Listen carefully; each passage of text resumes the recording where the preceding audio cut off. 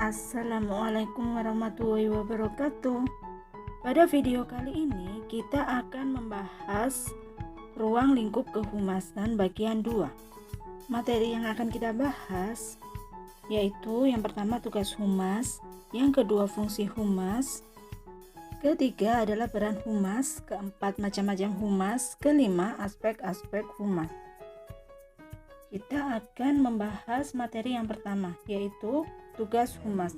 Tugas humas yang pertama adalah menginterpretasikan, menganalisis, dan mengevaluasi kecenderungan perilaku publik. Kemudian merekomendasikan kepada manajemen untuk merumuskan kebijakan organisasi atau lembaga.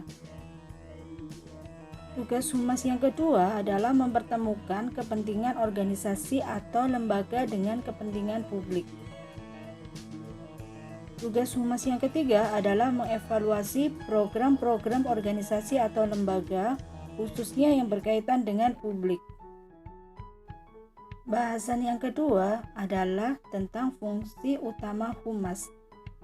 Fungsi humas yang pertama yaitu menumbuhkan dan mengembangkan hubungan baik antara lembaga atau organisasi dengan publiknya, baik publik intern maupun ekstern, dalam rangka menanamkan pengertian.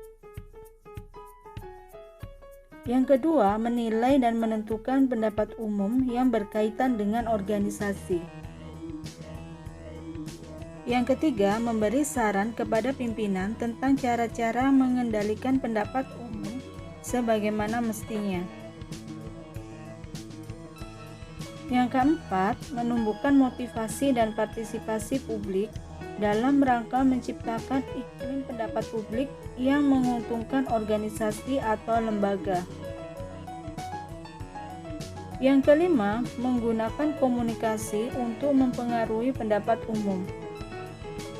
Bahasan kita yang ketiga adalah peran humas.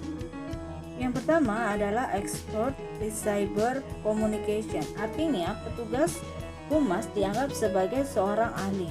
Dia menasehati pimpinan perusahaan atau organisasi. Hubungan mereka diibaratkan seperti hubungan dokter dengan pasiennya. Yang kedua, problem solving process facilitator. Artinya, petugas humas berperan sebagai fasilitator dalam proses pemecahan masalah. Pada peranan ini, petugas humas melibatkan diri atau dilibatkan dalam setiap manajemen atau setiap kondisi krisis. Dia menjadi anggota tim, bahkan bila memungkinkan menjadi pimpinan dalam penanganan krisis manajemen. Yang ketiga adalah communication facilitator. Artinya, peranan petugas humas sebagai fasilitator komunikasi antara pengusaha atau organisasi dengan publik, baik dengan publik eksternal maupun internal. Istilah yang paling umum adalah menjadi jembatan komunikasi antara publik dengan perusahaan sebagai media atau penengah bila terjadi miscommunication.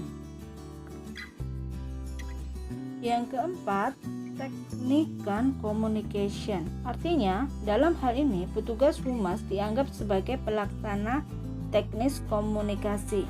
Dia memberikan layanan di bidang teknis, sementara kebijakan dan keputusan teknik komunikasi mana yang akan digunakan bukan merupakan keputusan petugas humas, melainkan keputusan manajemen dan petugas humas yang melaksanakan. Bahasan kita selanjutnya adalah macam-macam humas. Humas pemerintah adalah humas yang dibentuk dengan tujuan untuk mempublikasikan atau mempromosikan kebijakan-kebijakan pemerintah. Kebanyakan humas pemerintah diarahkan untuk hubungan dengan media, masalah umum, dokumentasi, dan publikasi. Sementara itu, kegiatan-kegiatan yang biasanya ditangani oleh humas adalah konferensi pers, membuat press release, press clipping, pameran-pameran, penerbitan media intern, mengorganisir pertemuan dengan masyarakat, penerangan melalui berbagai media komunikasi bagi masyarakat, mendokumentasi berbagai kegiatan instansi, mengorganisir kunjungan-kunjungan para pejabat, menerima keluhan masyarakat atau publik. Kedua adalah humas industri. Humas industri dan bisnis adalah humas yang dibentuk dalam kegiatan industri dan bisnis yang skalanya besar dengan tujuan untuk menjaring masyarakat dalam hal target marketing maupun pengaruh kebijakan perusahaan. Humas di sini merupakan fungsi manajemen yang turut menentukan suksesnya operasi suatu perusahaan. Bahasan selanjutnya adalah aspek-aspek humas. Aspek humas yang pertama adalah pelayanan, kedua komunikasi, ketiga kesetiaan, keempat produktivitas, dan yang kelima adalah etika dan moral.